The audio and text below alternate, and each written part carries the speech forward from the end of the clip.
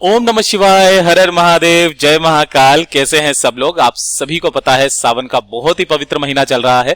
मेरे देव आदिदेव महादेव जी की कृपा सदैव आप भक्तों पर यूं ही बनी रहे और आपकी सारी मनोकामनाएं पूरी हो, यही मैं महादेव जी से प्रार्थना करता हूं। देखिए, सावन का महीना खत्म होने वाला है, आखिरी सप्ताह बचा हुआ है। अगर आपकी कोई कामना, कोई इच्छा, कोई विश है जो अभी तक पूरी नहीं हुई है, तो सावन के आखिरी दिनों में इस वाले उपाय को जरूर करना। आप जो मांगोगे वो सब कुछ मिलेगा। मात्र आपको एक चीज शिवलिंग से उठा करके लेकर के आ जानी है और घर पर रख देना है।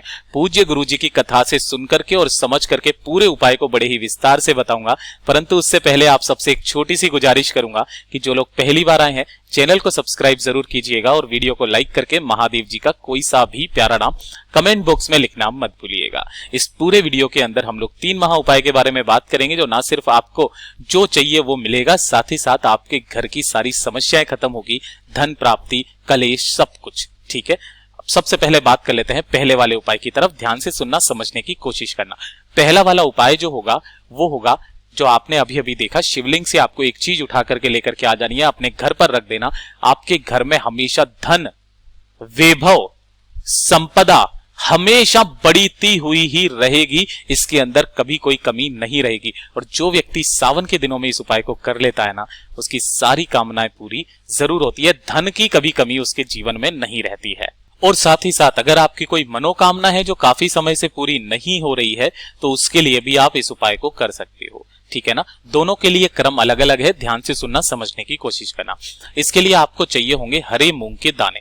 कितने हरे मूंग के दाने चाहिए? तो गुरुदेव ने ऐसी कोई संख्या फिक्स नहीं बताई, आप कितने भी हरे मूंग के दाने ले सकते हो। 10, 20, 30, 40, 50, कोई दिक्कत नहीं है, जितनी आपकी श्रद्धा हो। लेकिन ध्यान रखना, वो खंडित नहीं होने चाहिए। आखा हरे मूंग के दाने होने चाहिए। आखा मतलब पूरा। इसी के साथ आपको चाहिए होंगे चावल के दाने। ठीक है ना, चावल के दाने भी आप कितने भी ले सकते हो, कोई संख्या फिक्स नहीं है। गुरुदेव ने बताया था कुछ चावल के दाने लेना, कुछ हरे मूंग लेना, इस तरीके से बोला था। तो आप कितने भी चावल के दाने ले सकते हो, लेकिन ध्यान रखना खंडित चावल मत लेना। चाहे बेशक आप 5, 7, 10 ही लो, कोई दिक्कत नहीं है, लेकिन खंडित मत लेना। वैसे क्रम तो इसका चढ़ाने का यह है कि आप इनको 3 लो, 5 लो, 7 लो, 11 लो, 21 लो या 31 लो, इस संख्या में ले सको तो ले लेना। ठीक है, इसी के साथ में आपको चाहिए होगी बेलपत्र। ध्यान रखना, बेलपत्र आपको चाहिए 5। ये कहीं से खंडित नहीं होनी चाहिए। इस तरीके से आपको 3 चीजें चाहिए, हरा मूंग, साथ ही साथ चावल के दाने और 5 शमी पत्र। साथ ही लेने ला 1 लोटा शुद्ध जल अपने घर का, है ना, अपने घर का शुद्ध जल लेना।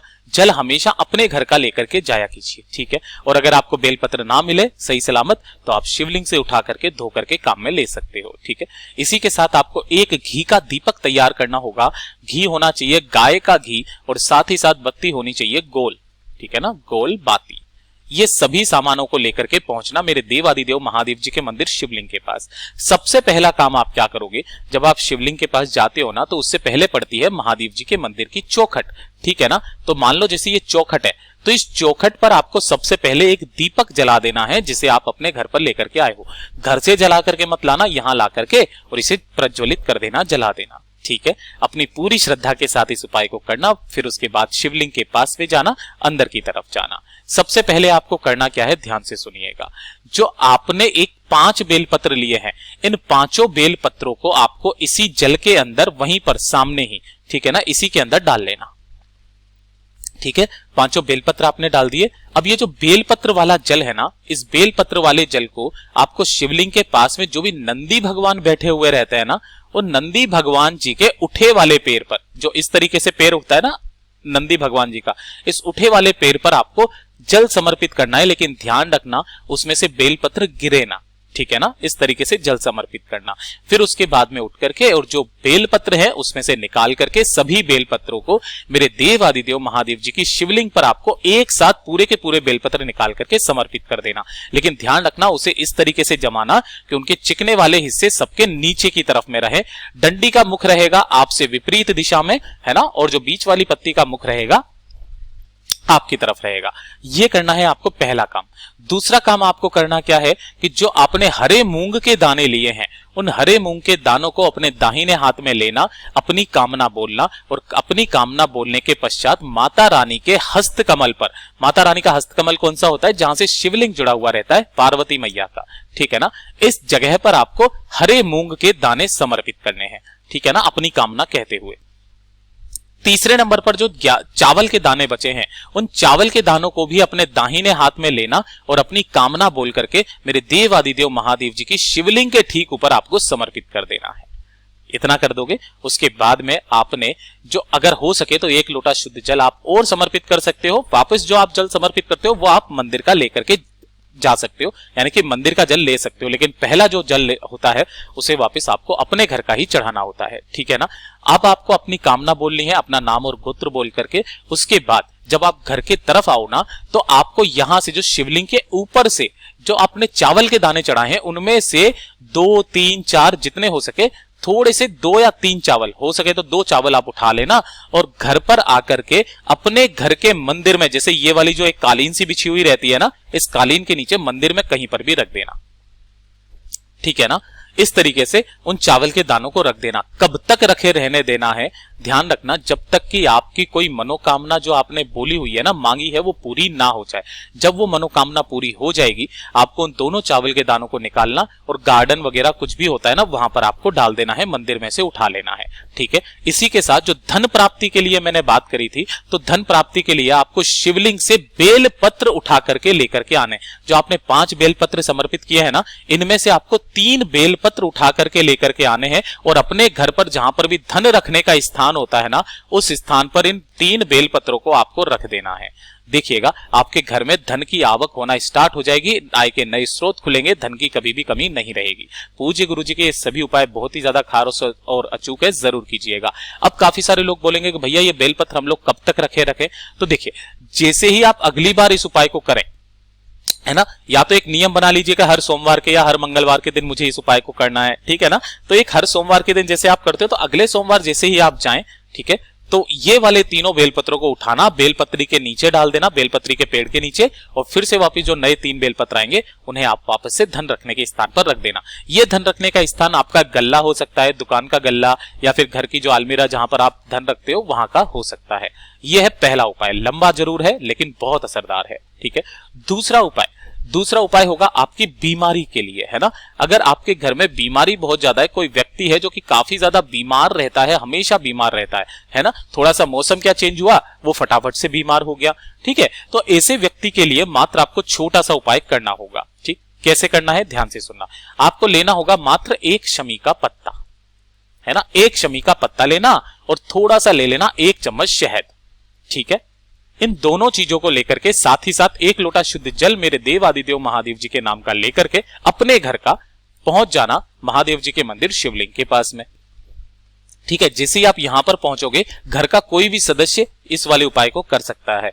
उत्तर दिशा यानी कि नॉर्थ डायरेक्शन की तरफ मुंह करके बैठ जाना, ठीक है। सबसे पहले जो आपने शहद लिया है, इस शहद के अंदर आपको इस जो आपने ये शमी पत्र लिया है, इस शमी पत्र को इस शहद के अंदर डुबोना है ना, अच्छे से डुबो देना।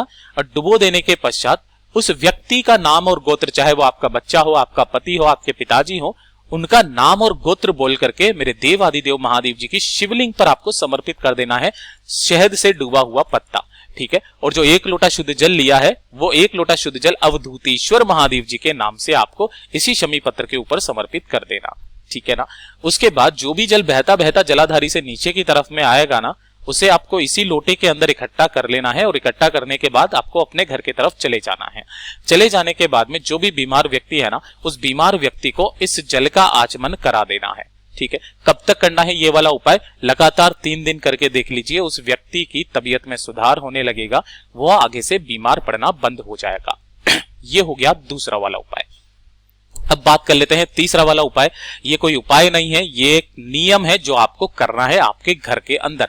पूज्य गुरुजी ने कई बार अपनी कथाओं में बताया है कि अगर आपके घर में कभी भी अचानक से कोई कलेश आ जाता है, ठीक है ना, आपको पता भी नहीं चलता किस बात पे कोई कलेश हो गया है, छोटी छोटी सी बातों का पतंगड़ बन जाता है और अचानक से कलेश हो जाता है, तो आपको एक चीज का आपके घर में ध्यान रखना पड़ेगा। आप जब भी मार्केट से नींबू और मिर्ची लेकर के आते हो, कौन सा नींबू, ये जो नींबू आप सब लोग जानते हो, मिर्ची जो वो हरी, जब आप सब्जी वगैरह लेकर के आते हो ना, तो ये दोनों एक साथ ही पैक करके रख देते हैं। और हम भी घरों में क्या करते हैं, एक ही साथ एक ही थाली में या एक ही थैली के अंदर, पॉलीथीन के अंदर इसे फ्रिज में रख देते हैं, कहीं पर भी रख देते हैं, एक साथ रख देते हैं। ये वाला काम आप भूल करके भी मत करना। नींबू और मिर्ची को कभी भी एक साथ मत रखना। जिन घरों में नींबू और मिर्ची एक साथ रखी जाती है, उन घरों का कलेश कोई भी नहीं मिटा सकता।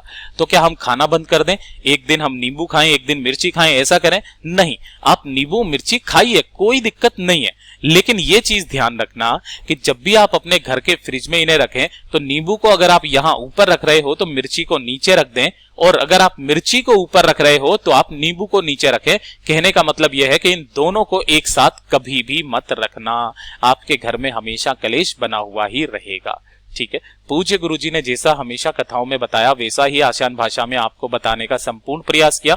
वीडियो पसंद आया हो तो लाइक जरूर करना, चैनल को सब्सक्राइब जरूर कीजिएगा। मिलता हूं अगले वीडियो में, तब तक के लिए ओम नमः शिवाय, जय महाकाल।